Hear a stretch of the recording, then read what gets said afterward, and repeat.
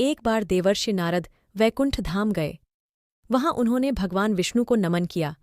नारद जी ने श्रीहरि से कहा, प्रभु, पृथ्वी पर अब आपका प्रभाव कम हो रहा है। धर्म की राह पर चलने वालों को कोई अच्छा फल नहीं मिल रहा है। जो पाप कर रहे हैं उनका भला हो रहा है। तब श्रीहरि ने कहा, ऐसा नहीं है देवर्षि, जो भी हो रहा है सब नियति के माध्यम से हो रहा है। नारद बोले, मैंने तो देखकर आ रहा हूं, पापियों को अच्छा फल मिल रहा है, भला करने वाले, धर्म के रास्ते पर चलने वाले लोगों को बुरा फल मिल रहा है।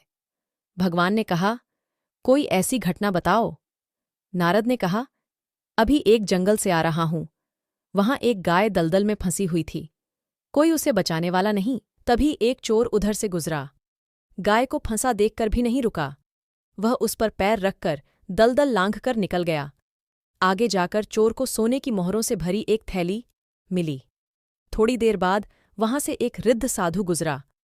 उसने उस गाय को बचाने की पूरी कोशिश की, पूरे शरीर का जोर लगाकर उस गाय को बचा लिया। लेकिन देखा कि गाय को दलदल से निकालने के बाद वह साधु आगे गए तो एक गड्ढे में गिर गया।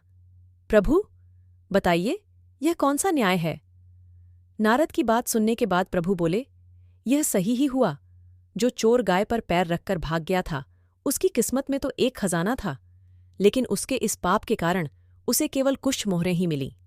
वहीं उस साधु को गड्ढे में इसलिए गिरना पड़ा क्योंकि उसके भाग्य में मृत्यु लिखी थी।